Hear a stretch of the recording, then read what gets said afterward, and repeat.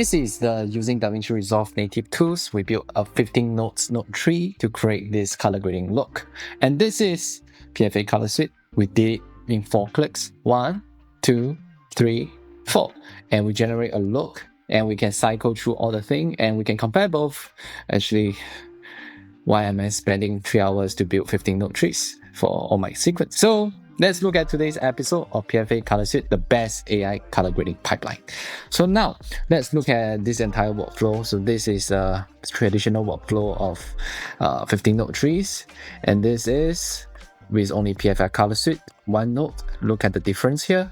So what we're gonna do is just gonna be 4 clicks, correction log, return it to Rec 709, correction exposure, and after that we can generate the look, and we can cycle through all different options.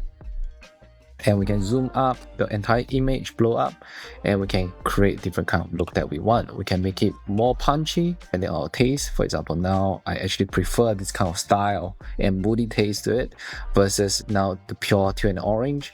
And I can go down to fine tune, go down to film mixer. I can increase the teal and orange to the max to get the teal and orange look, but I can add more cyan to the scene and I get a customized teal and orange that have so much depth and so much reservation on details comparing to our 15 node trees, which is very contrasting. So today we are going through the manual way of each tools and how we can build any single grid with one. So let's go to another shot and we start everything from scratch. Okay, so we are going to use the same tool, PFA Color Suite. So drop the PFA Color Suite 11.3 here.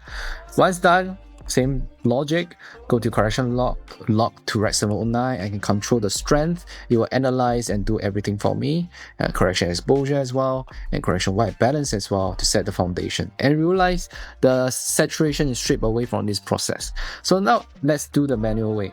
So if you go to the traditional way, CinePulse AI is calling out all the parameters to generate a look. But now I'm going to do it manually, so you can show you actually how much system is built inside this entire toolkit.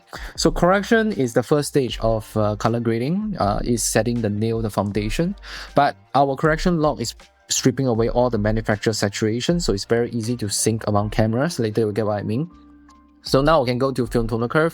First, we go to curve overlay. We want to establish a film print looks. We increase the black point, increase the shadow roll off, and we create a gradual roll off for the points as well, highlight roll off. So this is getting a very nice dynamic range look for the entire, simulating the texture of film. Next, we go to the spectral contrast. This is where the color contrast is completely doing the job. It's creating saturation without affecting exposure. So we can do this by increasing the red contrast, bring contrast. Look at how this just fill slider itself, we are able to change so much on the image. We can turn on the scopes, so it's easier for us to guide through the whole entire process and look at how well the before and after. Just one tap itself, we have actually nailed the grade. We can stop here, but I'm going to show you the whole entire pipeline of color grading. So now we go to film split tone. This is where you can decide how you want the shadows, midtone, and highlight to behave differently. For here, I'm going to use shadow split, and then we use shadow split hue. I want to introduce the cyan in the shadows, and maybe I can split a little bit more. Yeah, this is good to get the cyan in the shadows. And I can introduce a bit of green in the mid-tone as well, so that I get the vintage vibe. So that's good, right? Next, we can go down to color swap. This is where I have the chance to swap the color, saturate the color, but it's additive color science.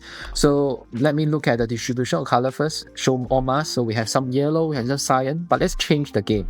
I use a cyan range to increase the readout on the information on cyan. I also increase the readout maybe on yellow as well, so I have more things to play with. Next, I can go down to yellow. I can shift the hue of the grass leaves to maybe yellow, maybe to orange, slightly towards the orange tone, so we build a different kind of format. And for green, we can do something as well. Turn on the green mask. We can increase the green range to grab more colors, and we can shift them more towards cyan. Okay, now we are pretty much nailed the entire look. Now we can go to density. This is where it's subtractive color science. When you add more saturation, you actually reduce the luminance. This is when you get the richness like film. So we can do this by, so we can increase saturation, But you see how it's stretching our Vectorscope, increasing the saturation, but the luminance on the curves actually drops on the RGB per rate. So this is the actually how films are doing their saturations. So this way we can nudge and fine-tune it. We can also further fine-tune the yellows in the frame to make it denser or less dense. It's totally up to us. Okay, next we can go down to color scheme. We can check the skin tone and we increase the skin range until we cover the full skin, and we're gonna shift the hue until 90% is in the orange zone. That means it's perfectly aligned with the Vectorscope skin tone line. Then we can dial down. I can make it less saturated. Okay, then I nail the perfect skin tone. Color mixing is where we are building a color palette. So now we have still a spread out kind of image, but with one slider, teal and orange. Look at how it massage the entire palette to form the distinct color palette.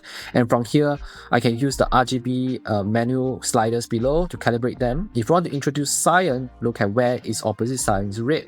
So I just reduce red in the opposite direction. I will introduce remix all the red into the cyan zone, and that's add a very different customized teal and orange tone right away. And that is channel math on steroids. And we can go down to film separation to further stretch the Vectorscope along this axis. So I want to increase red and cyan axis, but at the same time I want to bring the magenta and green back a little. At the same time the blue and yellow, so we get a nice massage. Okay, so last but not least, we want to simulate the printer lights kind of physics in film. So we can increase the green, increase the yellow, and when you turn on the mask, it's like injection of colors in specific zone, exactly like what we do for matching the different time of the day, but it's in very nice isolation. So look at how this one node itself only introduce colors in these white areas that is not protected by skin and shadow, and then we are introducing a depth matte level kind of precision when we introduce the color. So now we turn off the node, and before and after is a huge contrast. And because it's all 32-bit float math, it will work on all footage. So we go to this frame, we copy, look at everything. It's so good before and after. Whatever works and great, and the choice we make here will be perfectly fine in this shot. And look at this shot with one node versus what we have accomplished earlier with node trees or 15 node trees.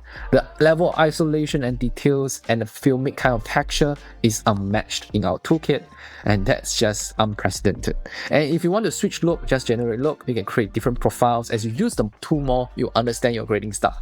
So that's all for this episode. Hope you enjoy it. We do a full breakdown not only in the AI way, but the manual professional way, slider by slider, going through all the parameters to create a look.